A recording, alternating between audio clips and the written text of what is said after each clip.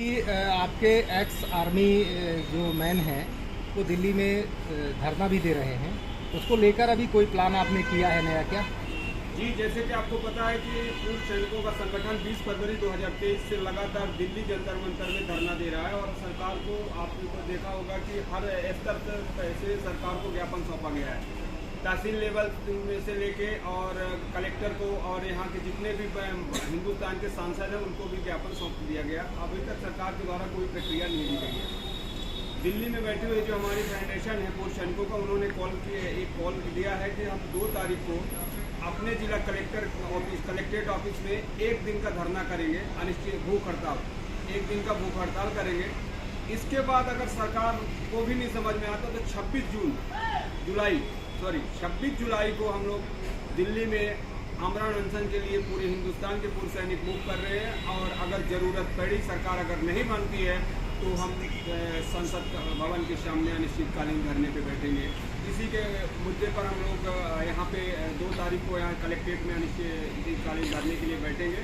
और हमारे सारे पूर्व सैनिक आपको विदित है कि हमारे सेना के भ्रष्ट अधिकारियों के द्वारा किस तरह से जवानों का शोषण किया गया। हमें सरकार से और ना सेना के अधिकारियों का कोई अधिकार हक चाहिए। मैंने सरकार से यही कहा है, हमारी जो संगठन है फाउंडेशन है तो जो जिसमें करीबन 200 के लगभग संगठनों ने समर्थन दिया है कि भाई एक पैनल बना लीजिए जिसमें रिटायर्ड जज के अधिकारी हों, सरकार के भी नुमाइंदे हों, सेना के अधिकारियों के भी नुमाइंदे और हमारे भी नुमाइंदे वहाँ पर हों।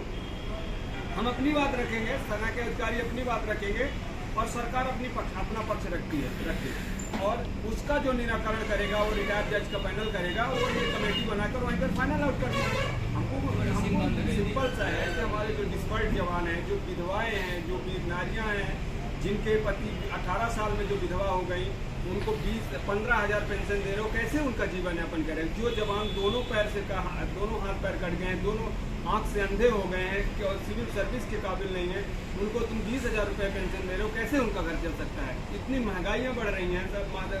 चलो सोना खरीद लेना आसान है, लेकिन पेट्रोल डीजल और खाने का सामान खरीद लेना कितना मुश्किल है। प्रतिदिन सुबह उठो तो कुछ और शाम को देखो तो कुछ और रेट है। अच्छा, ऐसा नहीं लगता कि सरकार को गुमराह कर रहे हैं कुछ चंद अधिकारी आपके? देखिए, पहले तो हमको लगता था कि सरकार को सेना के अधिकारियों द्वारा गुमराह किया जा रहा था, लेकिन 20 फरवरी 2023 से निरंतर सरकार को हमारे संगठनों के द्वारा लिखित में ज्ञापन सौंपा जा रहा है और हमारे मार्ग पत्र सौंपे जा रहे हैं। तो सरकार को भी पता है, आपको पता है कि हिंदुस्तान का पहला रिकॉर्ड है कि एक ही दिन में, एक ही टाइम में पूरे हिंदुस्तान के अंदर नागालैंड जैसे जगहों से ज्ञापन सौंपे गए हैं, अंडमान निकोबार द्वीप समूह से ज्ञापन सौंपे गए हैं। एक ही दिन के साथ रक्षा मंत्रालय के अंदर जगह नहीं है उनको हमारे पेपर रखने के लिए, और तब इतने ज्ञापन सरकार के पास पहुंच चुके हैं। इसके बाद में अगर सरकार मूक बधिर बैठी हुई है और ये कहती है कि मेरे पास बजट नहीं है इसके जवानों की पेमेंट या पैसा बढ़ा देने का, इससे शर्मनाक काम और क्या हो सकता है? और मुझे अब मुझे ये लगने लगा है कि सरकार और सेना के भ्रष्ट अधिकारियों के मिलीभगत से जवानों का सेना में शोषण होता है। इन्हीं सैनिकों का नाम लेकर तो चुनाव लड़े जाते हैं और सैनिकों के कंधे पर चुनावी बंदूक रखकर फायर किए जाते हैं। ये सबसे बड़ी चीज़ है, ये हमारे देश का दुर्भाग्य है और अंधविश्वास है। हमारे देश की जनता का एक अंधविश्वास जो है वो इस सेना के प्रति जो प्रेम है, जो मोह है, जो उसके प्रति अपना दायित्व है, इसलिए लोग समझ नहीं पाते हैं। सेना किसी के पर्सनल नहीं होती है, सेना हिंदुस्तान के हर व्यक्ति की होती है। संविधान जब बना था उसमें ये लिखा गया था कि हिंदुस्तान के रहने वाले व्यक्ति को, हर व्यक्ति को सुरक्षा चाहिए, इसलिए उसके टैक्स के पैसे से सेना के साजो सामान और सेना के जवानों को पेमेंट दी जाती है। कोई भी सरकारें 5 साल में आती है, बदल जाती है, कोई सरकार ये नहीं कह सकती है कि सेना मेरी है और सेना किसी के बाप की जागीर नहीं है। सेना हिंदुस्तान की है और थी और रहेगी, क्योंकि हिंदुस्तान के उस व्यक्ति के पैसे से पहले हम पेमेंट पाते थे, आज हम पेंशन पा रहे हैं। इसलिए कोई भी पार्टियां ये नहीं कह सकती है कि सेना मेरी है और मैंने ऐसा कर दिया है। सेना हिंदुस्तान की है और जो काम बॉर्डर पे दुश्मन से, अपने दुश्मन देशों से जो सेना स्ट्राइक करती है, लड़ती है, वो सेना का मनोबल है। सेना को मनोबल बढ़ाना चाहिए कि सेना लड़ रही है, ना कि हमारी सरकार लड़ रही है। दिल्ली में बैठे हुए जितने भी VIP लोग हैं, अगर उनको आप देखिए तो कोई भी ऐसा नेता है जो बता दीजिए जो बगैर प्रोटेक्शन के चल रहा हो, अगर तुम इतने अच्छे छवि वाले हो तो बगैर प्रोटेक्शन के घूमिए ना।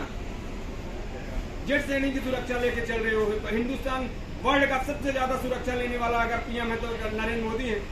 7-8 लेयर की सुरक्षा में वो चलते हैं। इसके बाद भी उनको समझ में नहीं आता कि जवानों को क्या देना चाहिए और क्या नहीं देना चाहिए। आप विधायकों की पेमेंट प्रतिदिन बढ़ा रहे हो, 4-4 पेमेंट उनको मिल रही है। एक जवान को पेंशन बढ़ाने में तुमको शर्म आ रही है।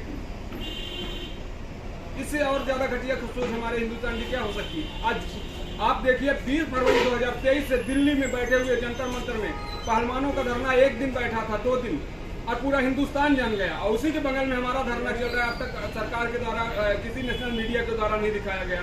सरकार उस पर बैन लगा रखी है कि नेशनल मीडिया जवानों का दिखाए, क्योंकि उनकी छवि खराब होगी। पूरे दुनिया में हाय हाय करते हैं कि हमारी सेना, हमारी सेना। सेना तुम्हारी क्या है?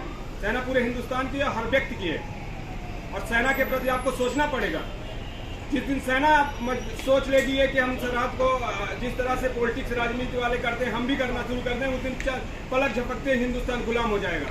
इसी के साथ मैं अपनी वाणी को विराम देता हूँ। जय हिंद, जय भारत।